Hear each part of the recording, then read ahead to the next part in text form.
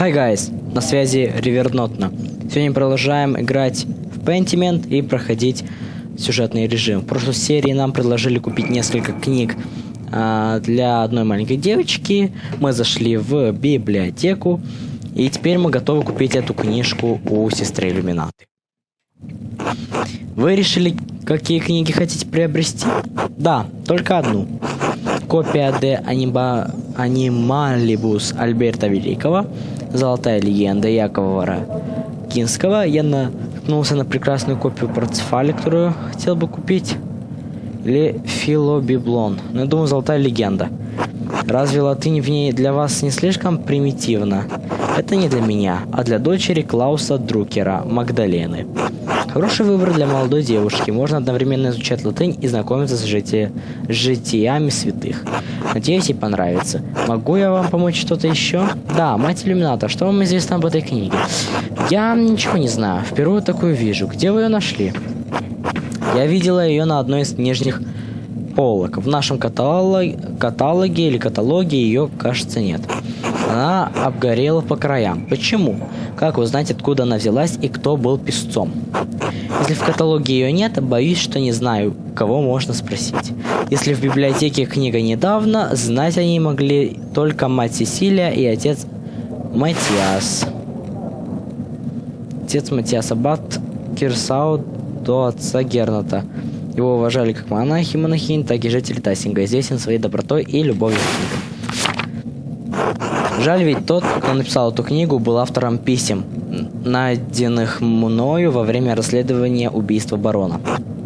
Вы про письма, написанные изящным почерком? Брат Эдак мне про них рассказывал. Возможно, он что-то знает об этой книге. Он живет в аббатстве дольше, чем мы все. Зачем автору писем нужно было писать книгу в нашей библиотеке? Хороший вопрос. Думаю, это дело рук кукловода. Кого? Кто-то манипулирует людьми в Кирсау и Тассинге, словно дергает их за ниточки. Он заставил кого-то из них убить барона. Я думаю, барон убил один из братьев. Верно, но барона заманил в зал капитула никто, кому были известны секреты Кирсау и Тассинга. Некто.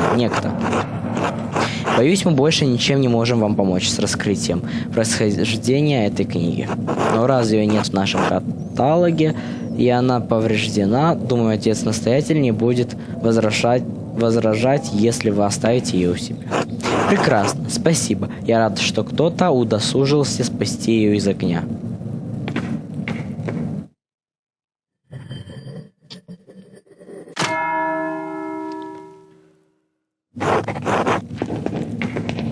Так, значит, теперь нам надо пойти к Друкерам. Хорошо. Знать бы, как отсюда выйти.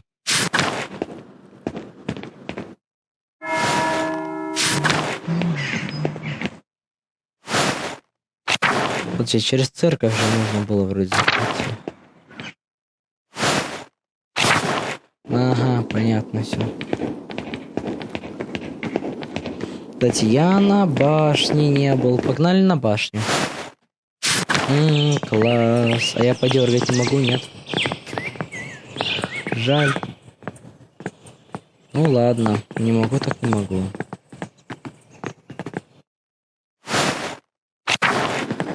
Так.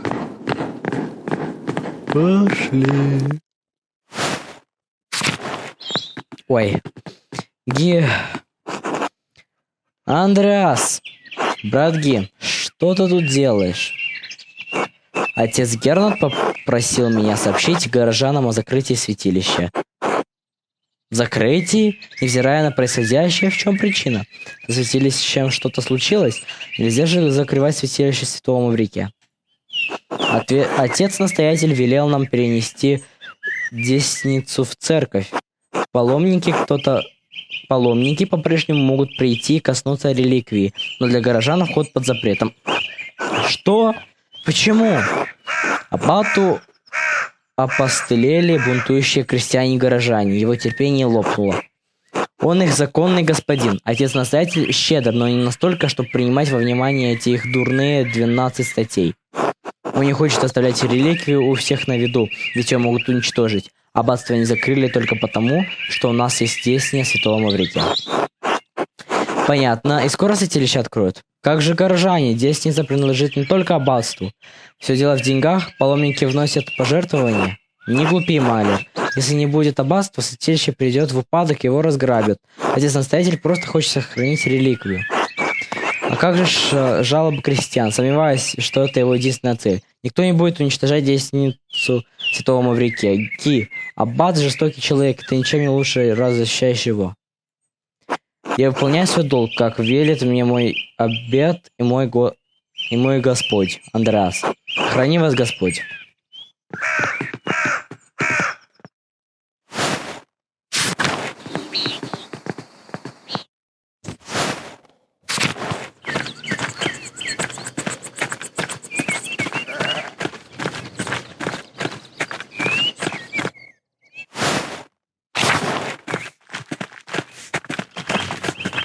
Так, отец Томас, благослови вас Господь, Андреас.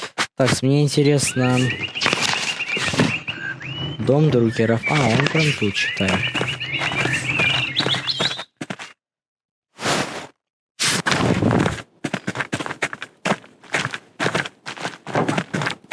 Вау. О, ты вернулся. Это хорошо. Мы вот сядем есть. Вы с Каспаром к нам присоединитесь? Конечно, спасибо, Клаус. Андреас, Каспар, добро пожаловать обратно. Андреас, это мои друзья, Бенджамин и Рахель Зоммерфельд. Они держат путь домой, в Прагу. Здравствуйте. Здравствуйте. Извините, что не встаю. В моем положении это непросто. Конечно, я понимаю. Приятно познакомиться с вами. Привет. Агу.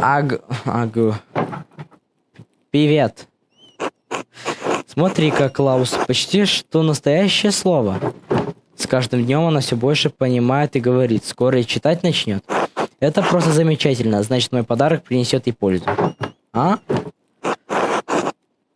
Считай эту книгу моим небольшим извинением. Книга из библиотеки аббатства. Когда у нее день рождения? Ну что ж, давай посмотрим на это небольшое извинение. Вот. Золотая легенда. Неплохой выбор. Кажется, печатных копий у меня как раз нет. Вероятно, теперь ты сможешь их сделать или повезло мне. Спасибо, это хороший подарок. Вероятно, нам следует помолиться перед едой, если, конечно, Зоммерфельда не возражают. Конечно же нет. Нам не впервые бывать в гостях у христиан. Спасибо, что спросил, Клаус. Хорошо, тогда я возглавлю молитву. Благослови Господь нас и наши дары. Твои, которые по твоим щедротам будем вкушать. Через Христа Господа. Аминь. Аминь. Аминь. Клаус, еще раз спасибо за то, что принял нас у себя. Наша поездка оказалась неожиданно долгой. Ой, что, началось? Нет, кажется, еще нет. У меня просто все болит. Понимаете, мы надеялись вернуться домой еще несколько недель назад. Но из-за боев выехать из Базеля до недавнего времени было невозможно. Базель? Нужно сделать большой крюк на пути в Прагу, чтобы попасть в Тассинг. Бои уже настолько близко?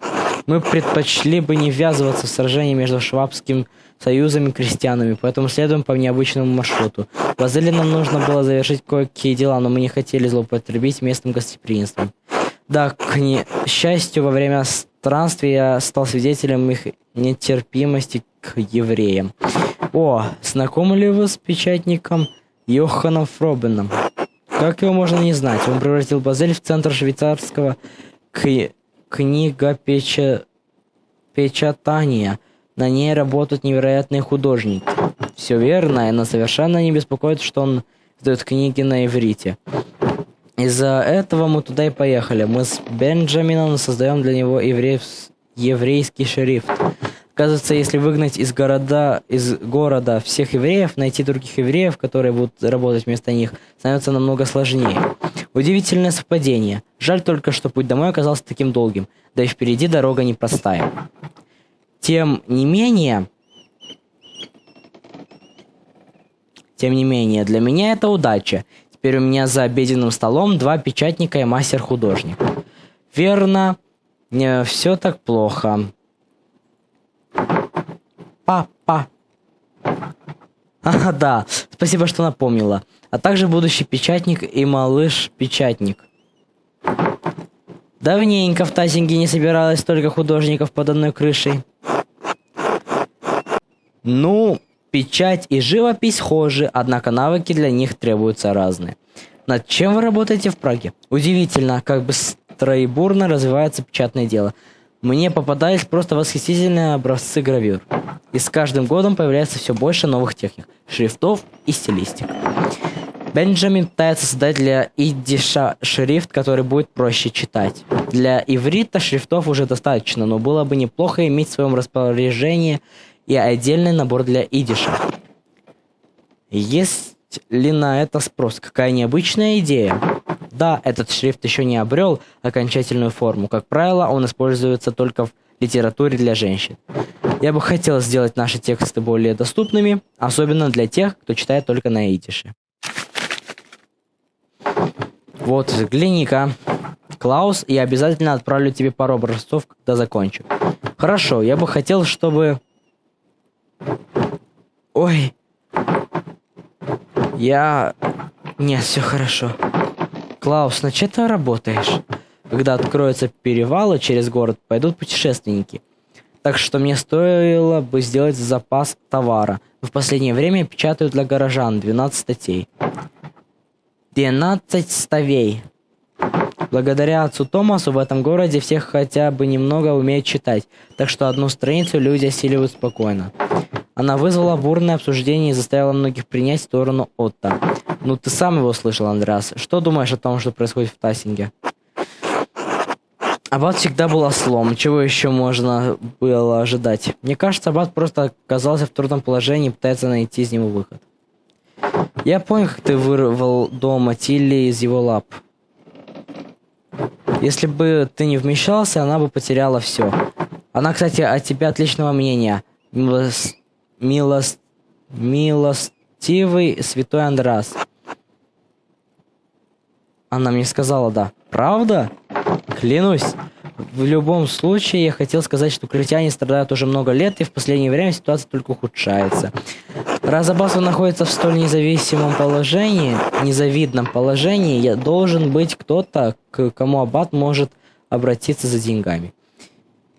Он мог попытаться пойти навстречу Отто и предложить вместе что-то придумать. К кому же? К папе римскому? Герцог Баварии? Этим титулом обладают два брата, Людовик X и Вильгельм IV. Оба пытаются подавить крестьянские восстания. Может оказать военную помощь, но не денежную. Он мог попытаться войти на... Да. Отто пытался урезонить его, но Аббат никого не слушает. Мы сочувствуем местным. Подобное происходит во всей Швабии. Крестьяне страдают. Это правда, но я опасаюсь, что в Тассинге может дойти до греха. Ой. Ничего. Крестьяне против солдат Швабского союза не сдюжат. Что такое Швабский союз? Швабский союз – военное объединение, в состав которого входили вольные города Священной Римской империи. Среди его членов были дворяне, рыцари и наемники. Ублюдки, которые думают, что имеют право убивать тех, кто пытается постоять за себя, войска швабской знати, призванные поддерживать мир в империи, наемники, безуродные солдаты, их объединяют деньги, а не дело. Мы старались держаться от них подальше, так что подробностей не знаем, но даже на расстоянии они выглядели пугающе. Крестьяне могут, сами того не осознавая, привлечь к Тассингу ненужное внимание. Я знаю, что Отто и крестьяне рискуют, но верю, что Отто сумеет избежать кровопролития. В общем-то, беспокоиться нам не следует. Не о Швабском союзе, а о войске герцога Баварии. Баварии. Князь-епископ правит здесь от имени церкви, однако Тассинг и Керсау окружают земли герцога. Клаус, сожалею о том, что случилось с твоей семьей, и мне жаль, что я так и не ответил на твои письма. Клаус, мне жаль, что я так внезапно вчера заявился, даже не послав весточки. Я более чем заслужил твой гнев.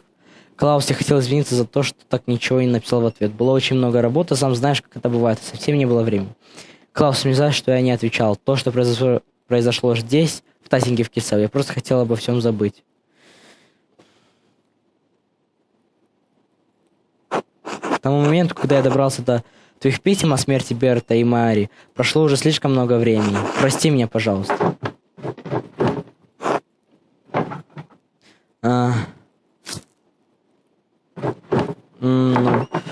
Ой.